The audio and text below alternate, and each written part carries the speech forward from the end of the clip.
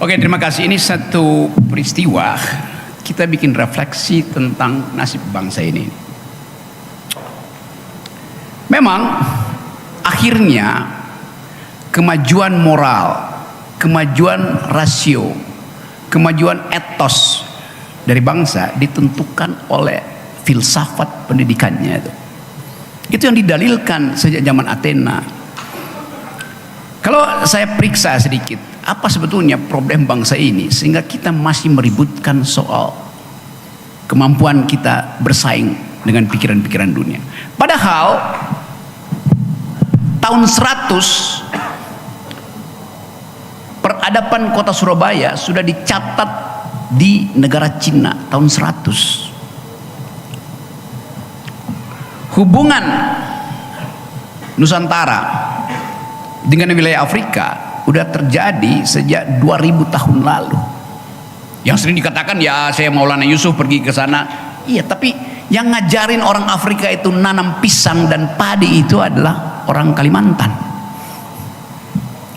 Jadi kita mulai terbuka bahwa ada infrastruktur peradaban di negeri ini yang hilang karena satu peristiwa politik atau peristiwa alamiah. Itu yang memungkinkan kita masih mempersoalkan apakah masa depan kita, politics of hope, terkait dengan politics of memory kita, pengetahuan sejarah kita. Itu yang tidak dimiliki oleh Menteri Pendidikan, tidak dimiliki oleh Presiden Jokowi. Buta huruf terhadap itu.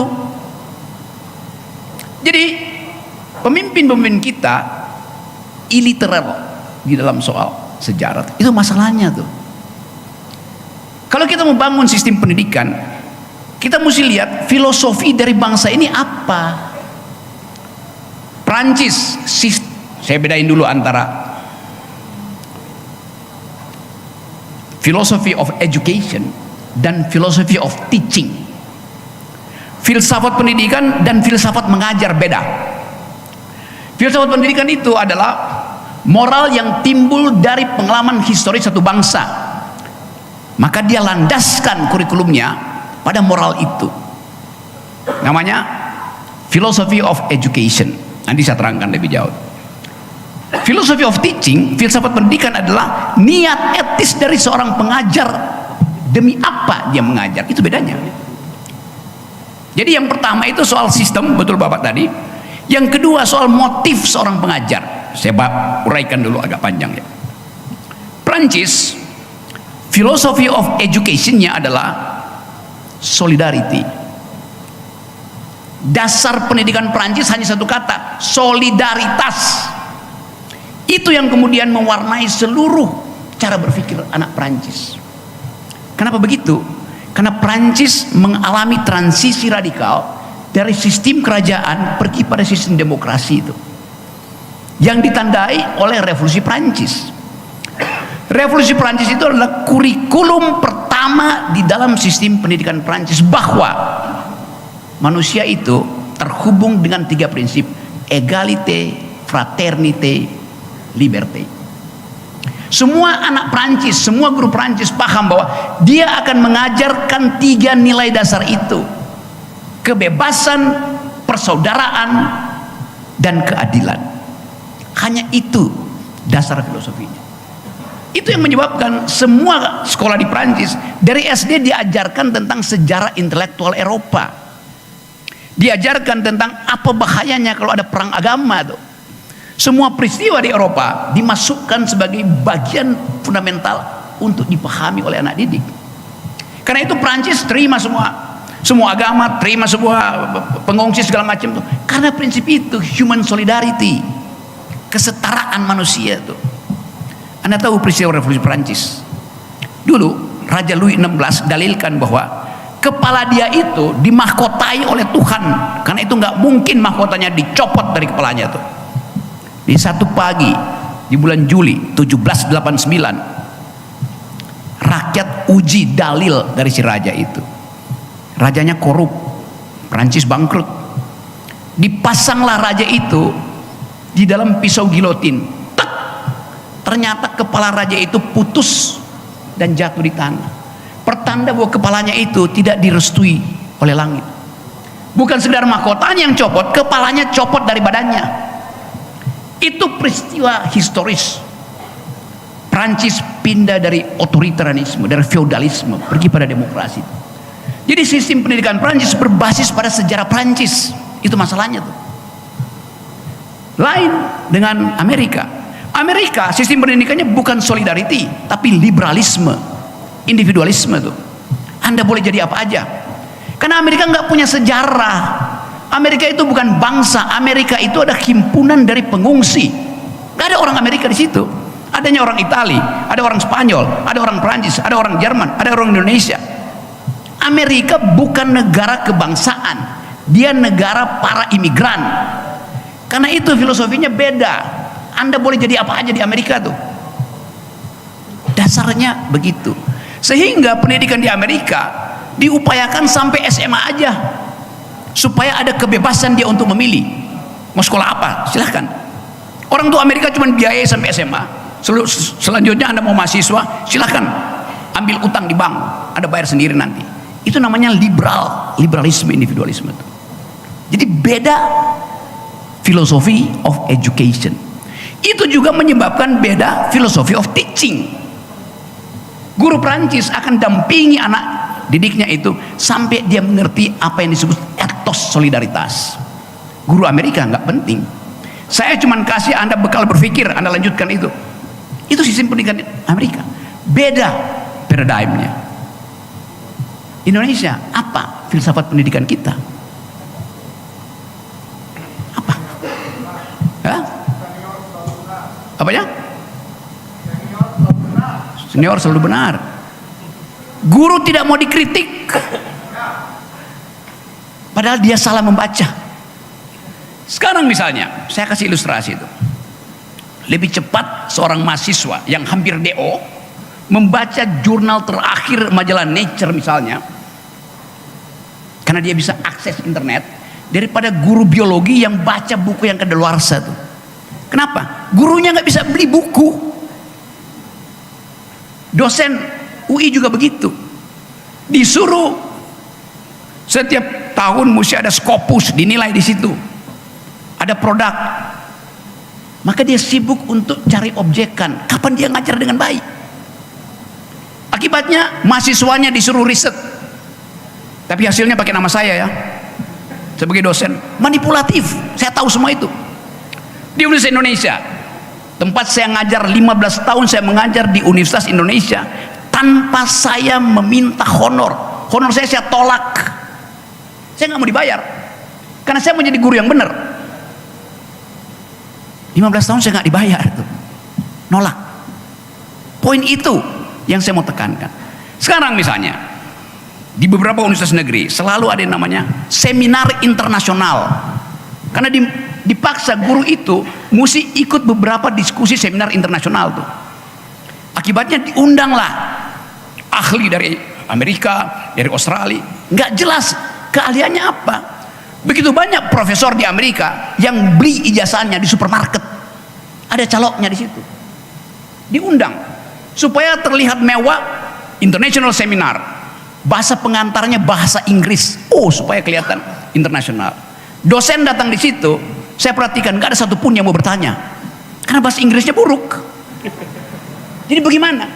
Akibatnya apa? Begitu selesai seminar, dosen-dosen ini berkumpul di sekretariat, di panitia, minta sertifikat sudah pernah ikut seminar internasional. Padahal dia nggak ngerti apa yang dibicarain di situ. Coba Anda bayangkan kondisi itu. Dan itu diketahui oleh menteri yain. Presiden Jokowi tahu.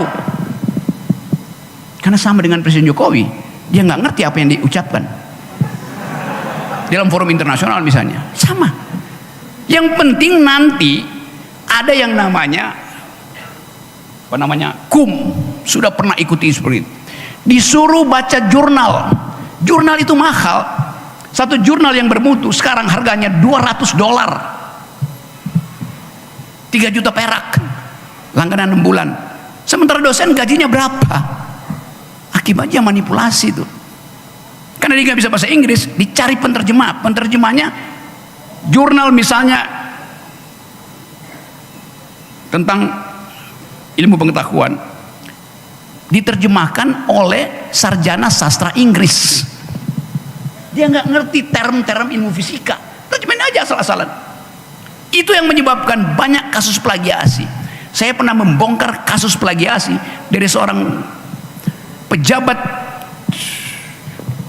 pemerintahan daerah yang sudah jadi rektor dan ingin jadi gubernur, maka dia mau supaya dia dapat profesor doktor. Diduga disertasinya palsu. Saya bongkar disertasinya. Disertasi tentang ilmu fisika. Saya baca secara singkat, saya bilang grammarnya kok kacau, itu artinya saduran. Saya bilang coba cek internet, gampang. Ternyata itu disertasi yang dipalsukan melalui sistem Google Translate. Gampang. Disertasi aslinya ada di Texas. Hanya karena salah menerjemahkan kalimat aktif menjadi kalimat pasif, konyol. Hal simpel gitu. Buat bongkar saya bisa jaminkan pada Anda itu, Pak Guru bilang 98%, guru tidak bermutu. 98% disertasi di sini itu palsu. Dari logika palsu. Yang uji siapa? Jadi kita mesti ucapkan itu supaya ini wake up call pada negara bahwa Indonesia ini krisis pengetahuan, krisis cara berpikir. Itu masuk akal kenapa orang gugat Jokowi. Ijazahnya palsu. Karena Pak Jokowi pakai ijazah SMA aja, ngapain mesti pakai ijazah S1? Kalau ternyata kemudian setelah beliau lengser dibongkar akhirnya dia palsu, coba malunya minta ampun tuh. Ngapain? Sering saya tanya, Anda semester berapa mahasiswa? Semester 7, kapan DO? Kok DO? Ya kalau Anda udah tahu mata kuliahnya isinya bodoh, ngapain Anda ikuti? DO aja kan, belajar sendiri aja. Apa susahnya belajar? Selama otak kita ada, kita bisa belajar. Jadi sekali lagi teman-teman semuanya, seolah-olah guru itu diagungkan sebagai pendidik, profesi yang mulia itu. Tapi dia direndahkan di dalam kedudukan dia sebagai pendidik justru. Guru honorer ada berapa sekarang? Mungkin ada 6.000, 7.000, bertumbuh terus tuh. Justru guru honorer ini yang mesti dikasih gaji lebih besar karena statusnya honorer, supaya dia nggak kabur cari honorer yang lain lagi kan. Itu logikanya begitu. Di kita ada perintah konstitusi, cerdaskan kehidupan bangsa, pelihara fakir miskin. Konsekuensinya apa? State spending, mandatory spending, itu harus diberikan lebih dahulu pada dua institusi ini, pendidikan dan kesehatan. Artinya pendidikan 25% dikeluarkan dari APBN, di keep, jangan dipakai itu. Kemakmuran 25% di keep, ini perintah konstitusi. 50% anggaran itu dibagi dulu pada dua sistem ini, baru boleh bikin jalan tol. Sekarang Jokowi ubah, biarkan pendidikan jadi urusan swasta, biarkan kesehatan jadi urusan swasta. Sekarang semua rumah sakit pakai tarif, padahal harusnya gratis. Pemerintah mesti urus kesehatan dan kecerdasan masyarakatnya, pemerintah nggak urus.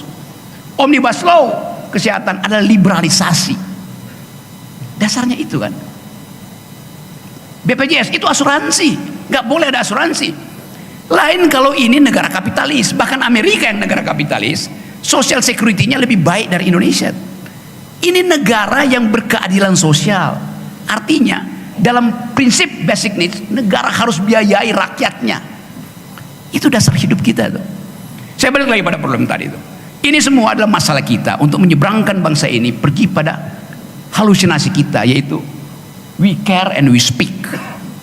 Dasarnya itu, hanya itu dasarnya kenapa kita kumpul di sini. Jadi teman-teman semua, terima kasih kita udah ucapkan semua itu, dan tinggal kita tentukan apa tadi pertanyaan saya, filsafat pendidikan kita tuh nggak jelas. Yang kita tahu adalah perintah etis dari Ki Hajar Dewantoro yang bunyinya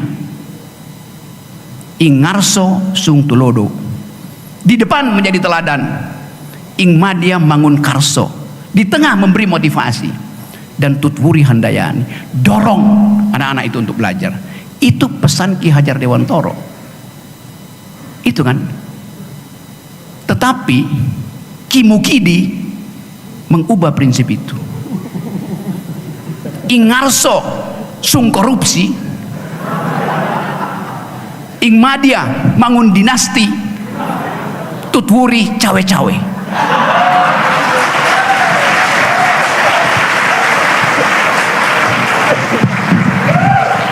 Saya jadi emosi juga kayak Pak Guru tadi itu. Yang terakhir, ada soal etik di dalam bangsa ini. Anda lihat tagline dari KPK, berani jujur itu hebat. Itu menghina guru, itu menghina ulama. Ngapain berani jujur? Berani jujur itu biasa. Bagi guru jujur itu memang biasa. Bagi ulama jujur itu biasa. Kita mesti marah pada cara-cara negara mengolok-olok kita. Jadi silakan tepuk tangan.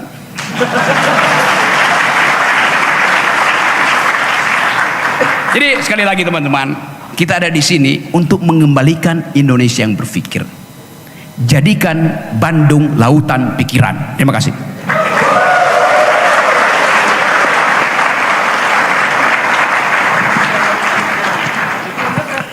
Ya, luar biasa. Saya beberapa kali mengadakan diskusi dengan beliau, tapi saya lihat hari ini luar biasa. Ya, semua pemikiran-pemikiran untuk memotivasi anak muda tentang merdeka intelektual. Jadi sekali lagi kepada generasi muda, ayo kita mulai we care, we speak. Nggak usah takut dengan kritisi. Anda takut bicara seperti Rocky, Anda tidak berani bicara seperti Guru Gembul, buat tulisan, ya, buat saja cerita novel, tapi sebenarnya mengkritisi. Banyak cara untuk menyampaikan kritisi itu. Cuma kadang-kadang kita terbelenggu bahwa kritisi itu harus dengan suara keras, demonstrasi dan lain-lain. Tidak. Kritisi itu bisa dilakukan dengan seni, dengan budaya dan lain-lain. Tinggal kita cari corak mana yang kira-kira bisa mengena kepada mereka. Ya, saya pikir kesimpulan hari ini adalah mari kita mulai we care, we speak, or we care, we write, supaya negara ini menjadi lebih baik dan perubahan stupidity tadi berubah menjadi smarty. Ya, terima kasih.